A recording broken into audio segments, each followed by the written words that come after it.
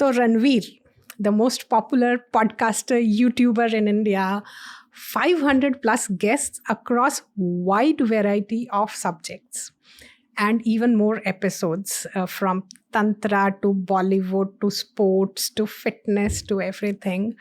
I envy you for all the learning you get through these podcasts. So tell me one common learning that you've got from all these 500 plus guests. Okay, firstly, glad to be here, ma'am. Glad to be talking to you. You're someone I've learned from in the last hour or so. So it's been another kind of book that's added to my library of TRS in my head.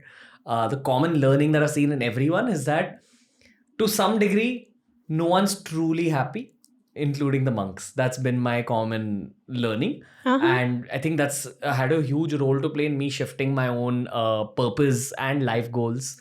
So yeah, that's what I say. Everyone's chasing peace and happiness. That's common.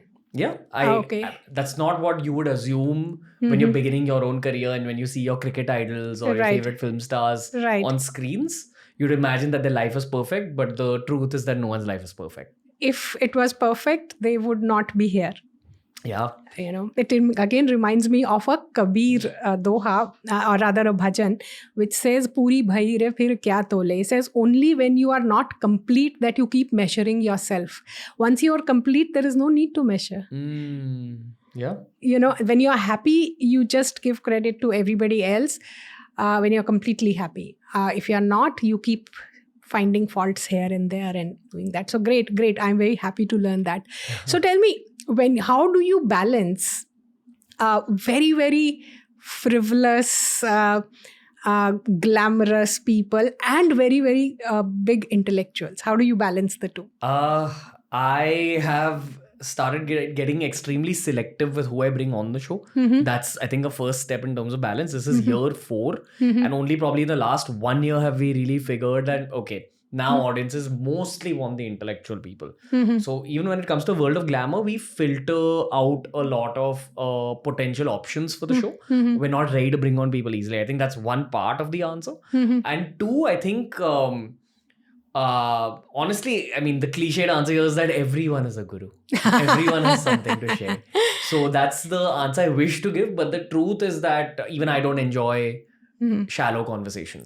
Right. Sometimes you have to do shallow conversation for the sake of YouTube numbers. If I could, I'd just talk about history, geopolitics, philosophy in all my episodes. But sometimes you got to do some things for the dinner table and the numbers. Right. I would say, if I look at your repertoire, I would say entertainment has a role in our lives. And that's the percentage that it should remain on your show as well for people to be entertained, purely for the sake of entertainment. I mean, the very capitalistic way of looking at this is I know I will get their audiences as well, like those people's audiences as well. Right. So it's great. I mean, and I mean, the human way of looking at it is I love hosting people in my house because at the end of the day, the studio is in my house. Right. So I love bringing guests home. Right. And then this podcast is an outcome of Atithi Deva Bhava. Right. So in saying that, I welcome all sorts of people to my life, to my world, to my show. Right. But purely if you look at it from a podcasting perspective, I don't enjoy the glamorous conversations too much.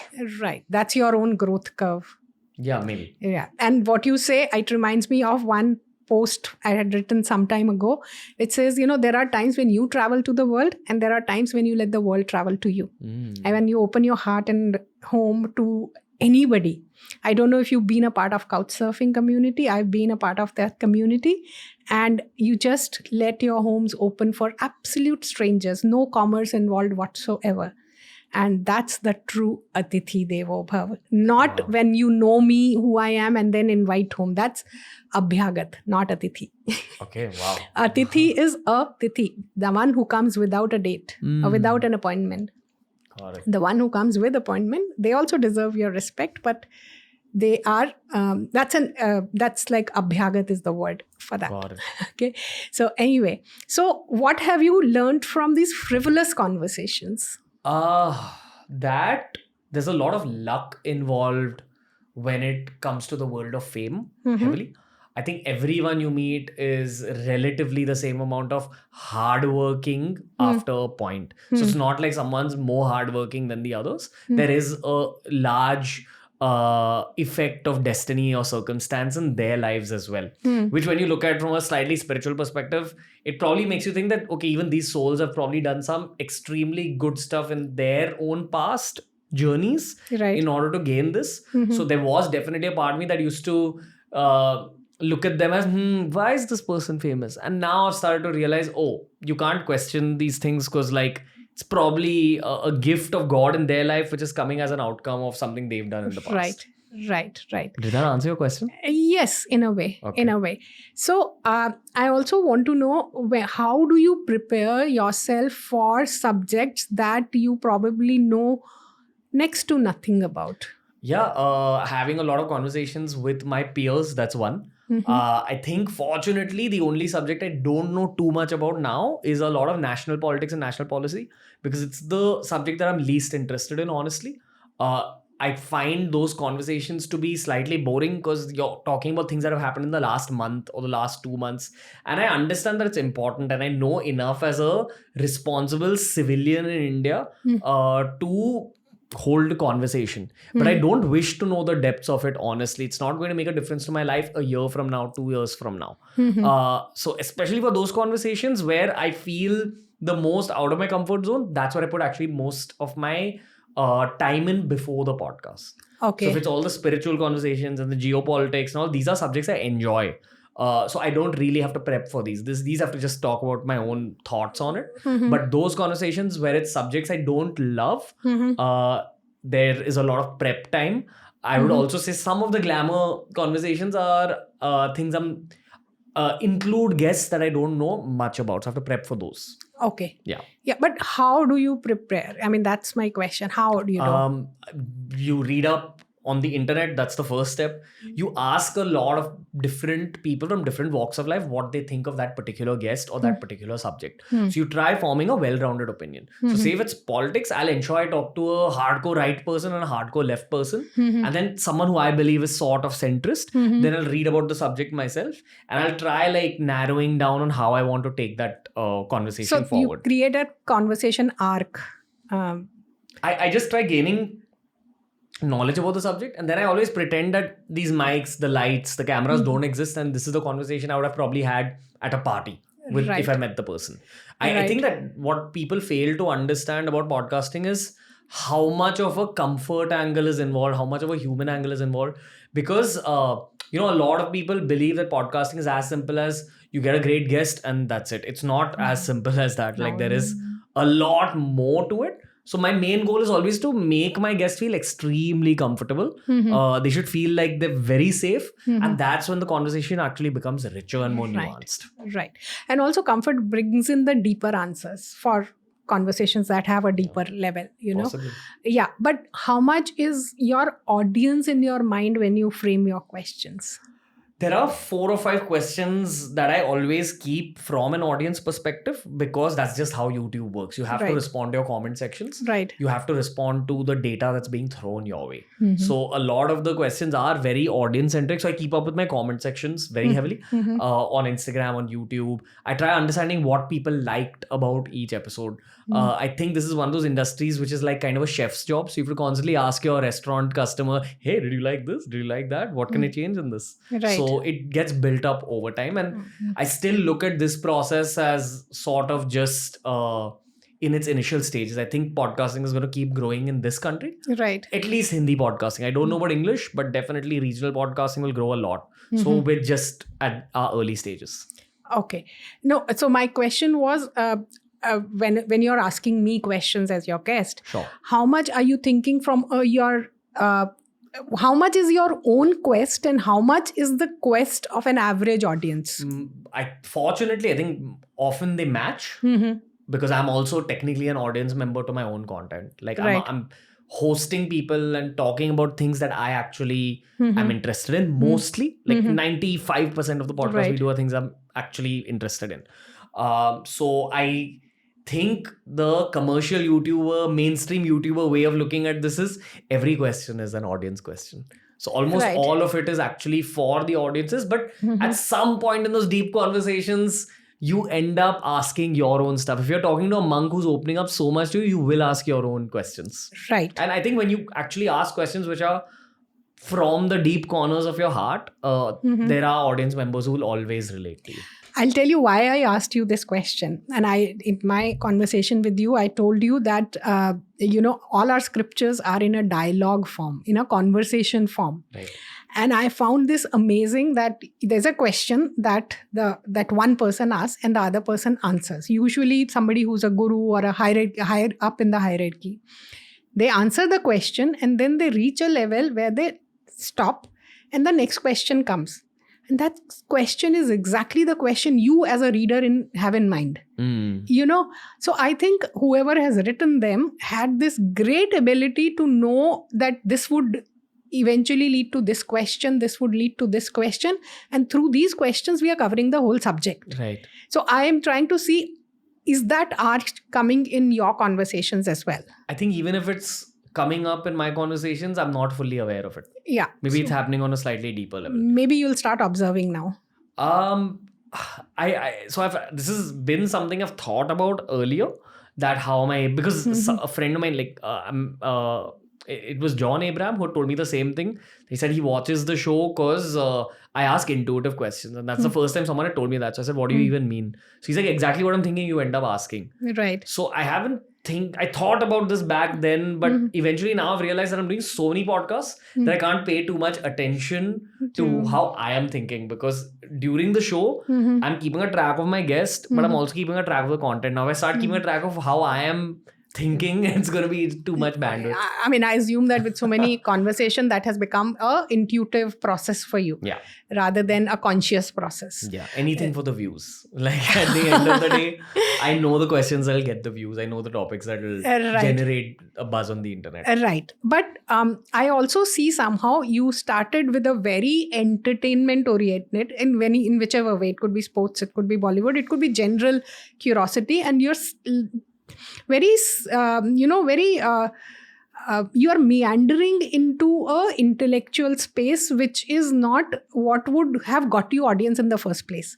So now, is it because I have the audience, let me give them some meat, or is your audience asking for that meat? I think the audience is asking for it.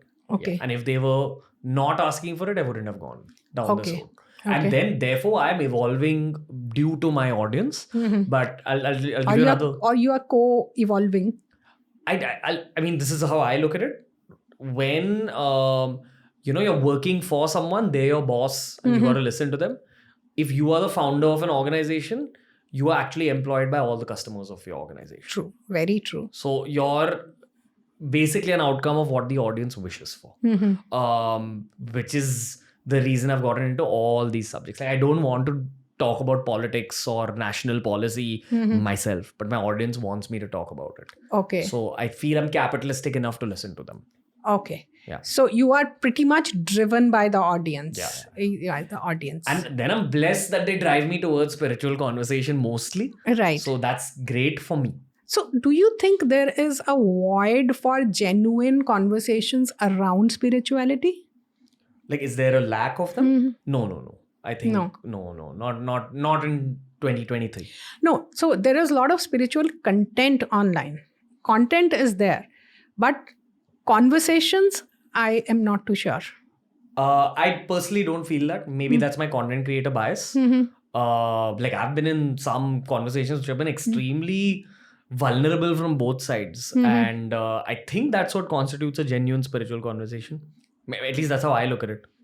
Okay. So so genuine spiritual will be where you have a deep quest and it is answered, or somebody helps you steer in that direction, even if answer is not there.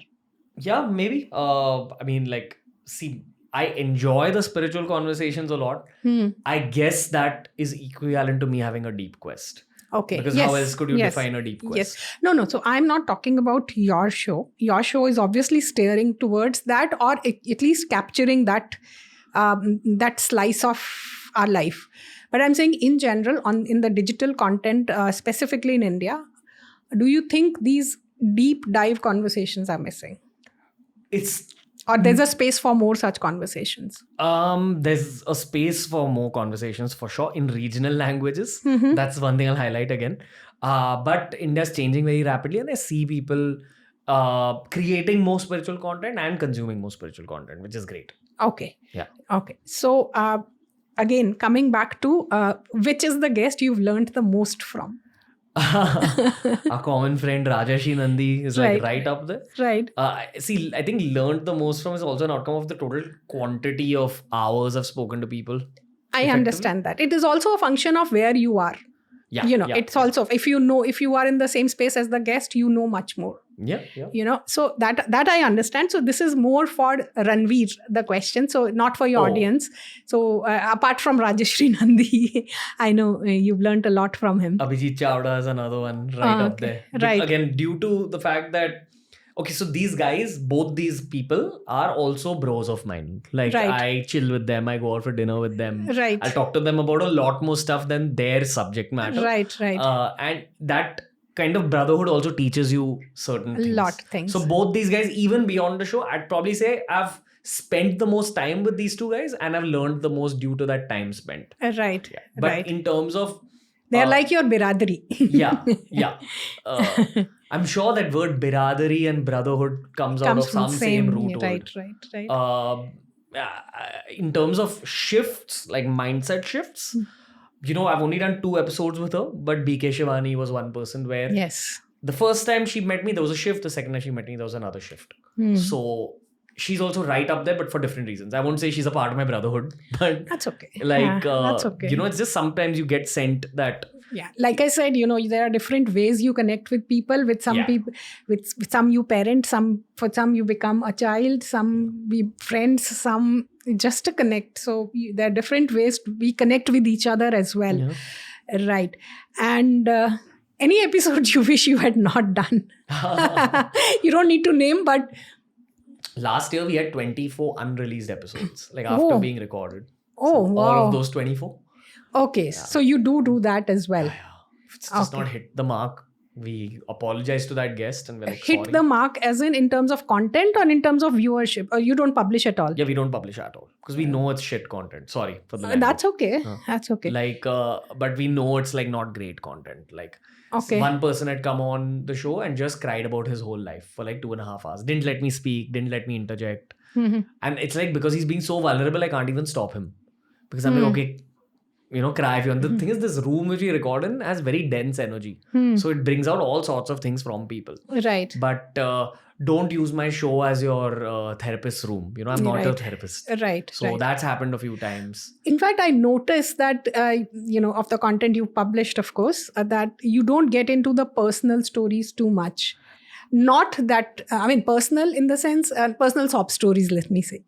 Yeah, I also think that's an outcome of people not caring enough on the internet anymore. Yes. Maybe in my first year, we used to get into that domain of how did you do this? Tell me about your mindset at that point. Right. The audience has shifted. Now it's very knowledge-based. It's very in-depth.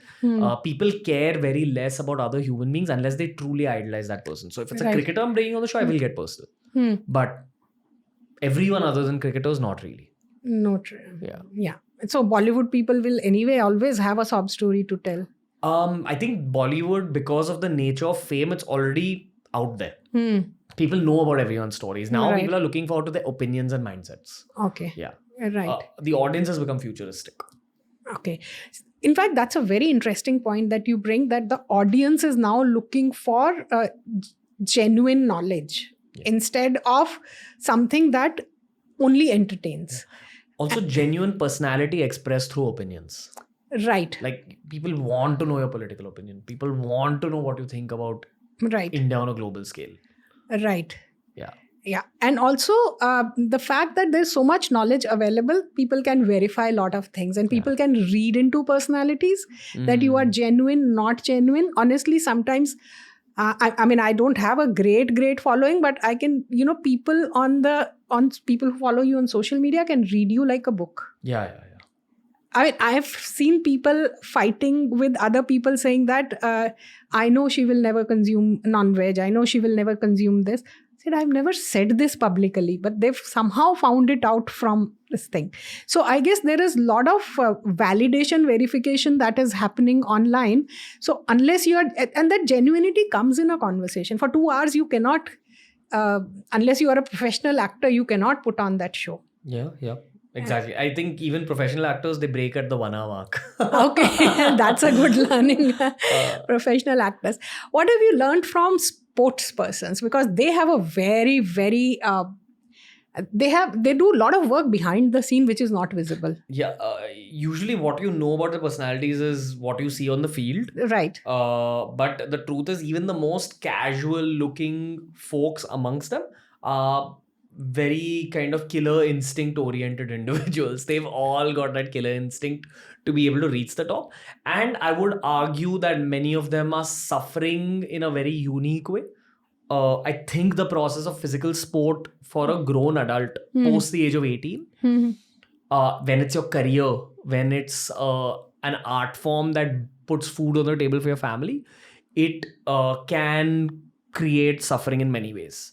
And to deal with that suffering, you have to be mentally very strong or very detached. It's one of the two. It's very interesting to see, okay, is this person detached? Is this person strong? Or what kind of combination is this person of those two things? Right. But mostly you see like a lot of mental strength. Like it's way more mental strength than I've seen in other industries. Yes. Like these guys are very like, and the girls also, they're very thick-skinned. Yes, that is because in those fields only the best survive. Yeah. There is no space for mediocrity. Yeah. In a lot of professions, mediocrity works to a large extent. You may not have as many numbers, you may not earn as much, but you survive. And in sports, you are either on top or nowhere. Yeah. So that's the. How do you think people handle their success? How well? And if you want to use different criteria for different categories, maybe. You're talking about generally Indians, right? Your audience, because you interacted deeply with them, how well they handle success. Are they, like you said, they are suffering their success silently, which is not visible? Are they enjoying it, or somewhere in between? Whenever there's a fame angle involved, everyone's suffering a bit. Because why do you say that? There's always scrutiny that comes with fame. Right. Like, so even if you've given a hit film or if you performed really well in a cricket World Cup, you're equated based upon your next performance. Right. It's the same for YouTubers. It's the same for anyone in media and sports. So when fame is involved, and I'd probably even argue politics because fame is involved there as well. Oh, yes. So too much scrutiny, and that scrutiny eats away at you. Like I sense it in my own world of YouTubers. I sense it heavily in the world of cricket, films and politics. Just everyone's being eaten a little bit from the inside, unless they're the legends of that field. And they're just like, they've gone past it, which is very rare, which is like 1% of the 1% of that field. Those people are actually immune to it. Everyone else is suffering due to the scrutiny and the eyeballs involved. And that sense of being incomplete, not being right up there. Yeah. Or just, not like, I think they process the suffering in different ways. Like some want their personal lives back, some want their anonymity back, some want to be understood and forgiven. Some just want a brotherly conversation, which they don't get in their real life because they have too much yes man energy around them, maybe. That is so true. Yeah. That is so true. Like the rule with talking to famous people is that you talk to them like they're not famous. And they love it. They love it. Yeah. How do you ensure that you don't get into that trap? Of talking to them like they're famous? Yeah. That only happens to me with cricketers because I love cricket. Like, so that's the only point where I truly fanboy in my heart. At this point, I've just done so many. I know how to deal with a human. No, I'm saying, how do you handle it for yourself? You are also pretty famous. You are also on the top of your game. How do you ensure that the success is not eroding you in any which way? I think the guys around me are the same guys who've been there for like 8-9 years of my life now. So they keep a very strong check on how my behavior is changing. And it's gone up and down over the years. That's one aspect. My mother is a big presence in my life. She'll tell me, she'll keep a track of the content. She'll be like, why did you say this at this point in the podcast? You're turning into something. She listens to all your podcasts. Many, not all. She used to not earlier because she used to think it was too shallow as content. And maybe in the last year and a half or so, she's been really listening because she's like, your content has gotten better. Right. And my argument to her is, no, India now is okay with content which is this in-depth. I could have done this back in the day, but just that the timing wasn't right. Right. So in the last 1.5 years, she follows a lot of the content. So she's like your compass. She keeps you in check. Yeah. So a lot, everything from the way I'm dressed to the way I'm groomed to the things I'm saying, she'll have something to say. Yeah. So that is your like check that if she's okay with the content, then I'm okay with the content. And your friends, like, And your friends. like your close friends, your close people. These two factors, family and friends, can really Keep you grounded. Yeah. Keep you grounded. But how do you work on yourself? Because you get a lot of adulation yourself. And, if I'm not wrong, nobody's close to you in India in terms of views or visibility or fame. You're opening. So when you are a pioneer, I would call you a pioneer in this space. And when you're a pioneer, you're opening up doors and you're opening up paths for others to follow. So how do you keep your head in place? What others do is fine, but you also have to work on yourself and say, yeah, I mean, it's okay, I'm doing this, but I think when you get to meet so many crazy people through your work, it just flattens it out. Like, what am I as compared to a Shikhar Dhawan? What am I as compared to Sunny Deol? All these guys are like legends of their industries. And if they are so relaxed as people, what am I compared to Priyanka Chopra? She's, dominated in multiple countries. So just the process of meeting people who are way more accomplished than you automatically flattens you out. So I think everyone needs a little bit of humbling through either exercise or through constantly meeting people who are way bigger and better than you. It constantly keeps you in check. Now I get to do that as an outcome of my job. Right. Yeah. I would say, that I get that feeling of being a nobody every time I read about astronomy. That you read about those big planets and say, what am I? I'm not even a dot. Kind of thing. So yes, I do understand what you are saying. And who's the craziest person you have interviewed? We actually have this meme built around the show where any reel or short of mine always has a few comments that say, "Kya Yeti bhi TRS dekhte hain? Kya Yeti bhi this?" So that comes from an episode we did with a former Special Forces soldier. He's a Indian military veteran. Post his Special Forces career as a commando, after doing all those incredibly difficult missions, he sold off everything he had, and now he's a nomadic cyclist who cycles all over the world, exploring historical monuments, the savannah, the rainforest on his cycle. He's the craziest guy I've met. And I'm saying that in a very positive way. His name is Major Sushant Singh. Okay. Yeah. So is that because you find him inspiring and you hope to do that someday, even if it's a wish? I don't think I have the guts to be able to sell off everything I have and then buy a cycle and just cycle. But just meeting him showed me that, okay, human life can also be like this alternative. You're never taught this narrative when you're growing up in school. And here you have this very happy human in front of you who is like just cycling the world, being a child on the inside, and at the same time keeping his curiosity active by seeing all these places on his cycle.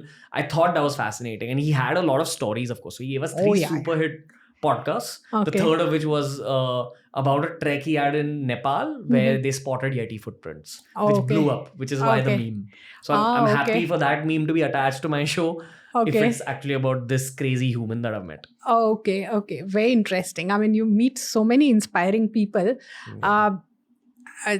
I'm sure if I was in your shoes, I would feel for a lot of people that, gosh, I should be doing this. Why is he doing it? I mean, or I should also be doing this. Have you had that moment? Maybe like Rajeshri Nandi, I should know as much as he knows. Or do what he does. Yeah. You answered it for me, ma'am. Okay. Like, he's the one guy where if I look at his life, I think that, this is kind of what I want to be at 40, 45. Okay. Yeah. So that's the only time I don't know if it's envy or if it's like inspiration. Envy, inspiration is not a very borderline thing. He's the one guy who's out and out inspired me to be able to walk on the path that he's on. I've not even felt this about like business legends that I've had on the show, but I felt this about him. So once you are inspired by spiritual guys, business guys look like shallow. Even though we operate in that world, but they look like very, very shallow. I know. Because even they're looking for these answers which these spiritual guys have. So I very strongly, we didn't speak about it, but I very strongly believe in this metrics of Varna, Ashram, Purushartha, and so once you are at the top ladder, everything below it seems shallow. So that's very natural progression. Right. So, what is one thing that you would like to take from your guests, and what is one thing you would like to give them, if you could? One thing I'd like to take from my guests Yeah. is what I take anyway, which is their perspective on life after having seen what they've seen. Okay, for example, I know I keep going back to cricket because I love it, but after talking to these guys who have seen while I was growing up and realizing that, okay, even these guys are human beings, I've realized the value of perspective. When you get to learn their perspective, when you get to exchange energies with these cricket legends, you realize, oh, even these guys are human, even they have human problems and human ambition. And what I'd like to give all of them is, fortunately, what I believe I give them anyway, which is just the space to be heard and understood. I think everyone wants to be understood, and sometimes even your spouse may not ask you the right questions. Right. And here comes this 29, 30-year-old podcaster who's asking you questions that really invoke something inside you. Right. So I think it's mutual benefit, honestly. That's how I look at it. Obviously, I believe this podcast and platforms like this, they benefit both ends of the spectrum. That is, for otherwise any human transaction, unless it benefits both ends, it's not going to happen. Yeah, I was once advised by, I won't say a mentor of mine, but someone I met through the show who had told me, listen, stop the podcast. This was like in year 2, I think. Okay. And it's year 4 or 5 now. We must have been roughly at 110th podcast that time. Like today we're on 522. At the 110 mark, he's like, you have to stop this because there is nothing that you are building for yourself through these conversations. You are just taking out other people's stories and you're publishing it as your content. And that thought actually sat with me, and I really started questioning if that was true. Manish, my co-founder, actually told me that time, he's like, no, it's not true, because even the ability to ask the right questions and churn out the right content is a special skill which will be unique to you. And over the years, your process of asking them questions and learning from them will create your own library of knowledge, which I couldn't understand then, but I totally understand now. So thank God I didn't listen to that guy. Right. And I know that this is so sustainable and so much fun as a form of content, because I've done all sorts of other content styles. I've done vlogging, infotainment, something called barbershops, which is like multiple people talking together. But this is my favorite one because it's a one-on-one conversation. It goes so deep. And I'm getting to learn so much every day. That is what I envy you for, So since I can say you've done a very fine balance of education and entertainment, or knowledge and entertainment. You keep injecting a bit of entertainment every now and then, so that, if you're losing focus, then come back. It's to remind the slightly more chill audience members that, hey, I still exist. By the way, while you were gone, I did this whole library on Tantra. I did this whole library on geopolitics. Right. It's to pull back the commercial audiences. Right.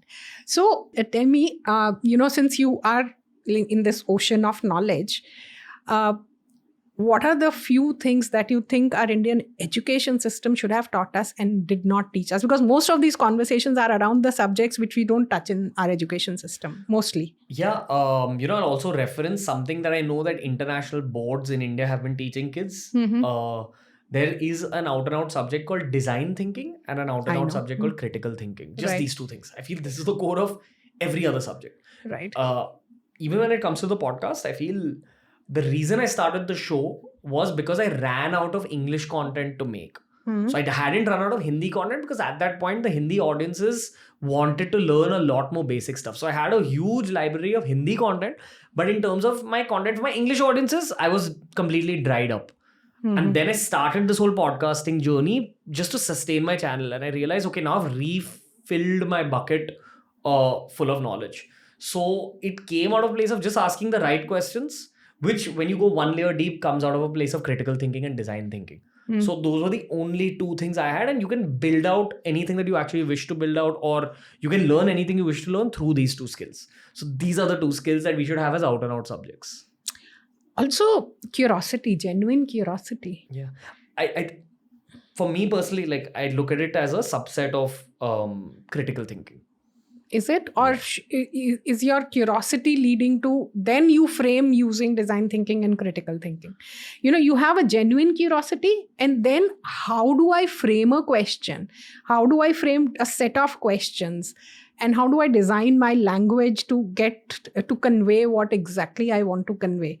So I would say our education system kind of kills curiosity. Yeah.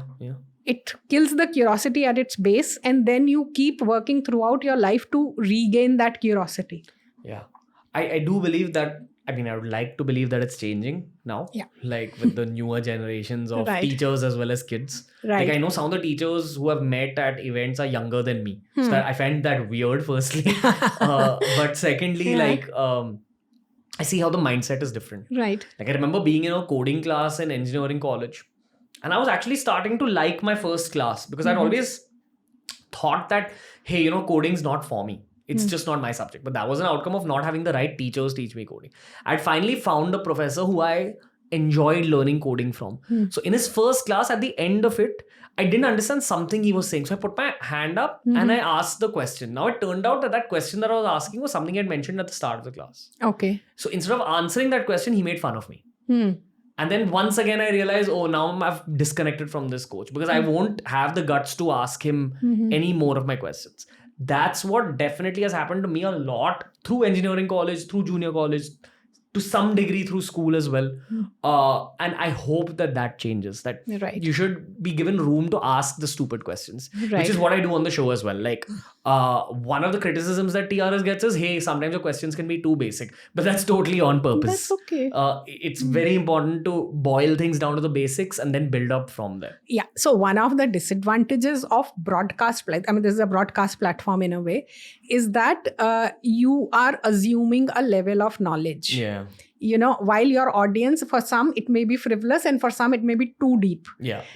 But as a content creator, you have to assume a level of knowledge and then operate from there. Yeah. And that's the same with writing a book. You have to assume a particular audience in mind. Yeah. And then if somebody deeper reads it, they'll say, what? It's too frivolous. If somebody basic reads it, say it's too deep. And I've got those kind of feedbacks across this thing. So that's a problem of a broadcast medium when it's one to many. Yeah. If it was one-on-one, then you change your script according to the knowledge of the other person. Yeah. And that is why probably we had these gurukuls where guru could read you what you know and then start from there. Kind of thing. Okay, so I can go on and on, but we'll finish it by asking you, what is your advice for the upcoming or new or smaller podcasters in India? I can write a whole essay on this. You should write a book on it sometime, but for now, a small answer. Focus on the technical aspects of it for sure. I think it begins here because all the creativity and all the content strategies will happen after your basics are in place. Like learn how mics work, learn how cameras work, learn how lights work, learn how conversations work. Second, initially at least focus on your guest list. I feel that's very, very crucial. Right. And third, be very open to feedback and criticism, especially in the early stages. And the moment you kind of stop listening to the feedback and criticism, your growth will plateau out as a podcaster. But I probably think another very, very key input here, I'm assuming that most of our audiences are Indian or at least brown, speak in your regional language. That will blow up much more than speaking in English. Yeah. So that is one advantage that the audio platforms have, that you can speak in any language. In fact, language content is going to come up more in audio and video content and not in the written format. I mean, written format anyway is getting out of the way. So great. Thank you so much, Ranveer. Happy to have had this conversation. I've learned so much from you and I hope I'll continue to learn from you. Likewise. And like you continue to learn from so many of your guests. And wish you all the best. May you grow manyfold from here. Thank you, ma'am. Thank you. Pleasure meeting you. Pleasure speaking with you. Thank you.